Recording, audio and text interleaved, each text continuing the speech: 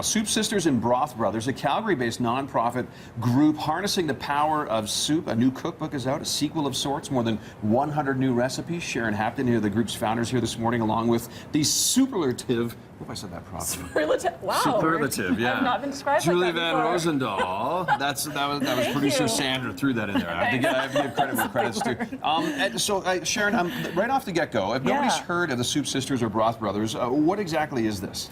We are a nonprofit organization that started here in Calgary 5 years ago. Yeah. But we're now in 20 cities across the country. Yeah, like LA and... Oh, LA as well. Yeah. Most recently into the US. But we make soup for women and children fleeing domestic abuse and family violence. That's what we do. We bring people together to make lots of beautiful soup. Beautiful soups. And Julie, you're making one for us this morning. So I guess, first of all, why did you decide to get involved? And how you kicked it up a notch too, though, because you're heavily involved in the cookbook. I helped out. You know, it's a great team effort. Yeah. There's so many great people involved, and they put on these great events where people come together, have someone lead the soup making session, sort of like a class, and everyone cooks and packages up the soup to take to the shelter or wherever it's going, and then they sit down and eat, and it's a great cause. I love soup, I love food, I love the way it brings people together, so it's a natural fit for me. Natural fit, of course. And so Sharon, if Sharon was kind enough to give me one of the aprons today, so I'm an honorary Broth Brother. You are now, yes. For the day, but if I want to stay a Broth Brother, so this is it, see, Broth Bro, we're calling it here on the show, Broth Brothers. If I want to get involved as a Broth Brother, or someone at home does, how do they do that? Well, they go to our website and they look for an available soup making date. So, a date, okay. Right, so in Calgary we make soup 6 times a month. Okay.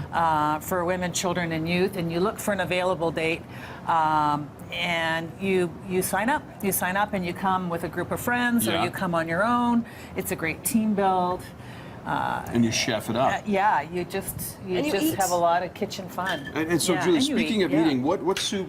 This soup that you're making for us in the book today, I think it's page 64, I believe. That's from the top of it. It's in here for sure. All good. They're all good. So, what are you chefing up for us this morning? This one is sweet potato, chickpea, tomato, sort of curried soup with peanut butter and kale. So it's got that sort of richness from the peanut butter. I've got sweet potatoes. These are the dark sweet potatoes, sometimes called yams. People get confused in supermarkets. You could use the paler ones too. A can of chickpeas. I'm doing it all in the slow cooker because the great thing about soup is there's not a whole lot of technique involved for the most part, right? Like if you have, not a lot of cooking skills, you can usually still make a pot of soup. So, you could do this on the stovetop or throw it all in the slow cooker. I've got a clove of garlic. Alberta garlic is in right now, and it's fantastic. I did not know that. So use it when you can. This is red Russian Alberta garlic. A little bit of ginger. My favorite tool is a rasp. You just really finely grate it in there. And some cumin powder, chili powder, a bit of salt, only if you want it to taste good. And cilantro. I use the cilantro stems. Okay. Most people throw out the stems. I use the stems in the soup because all the flavor is there.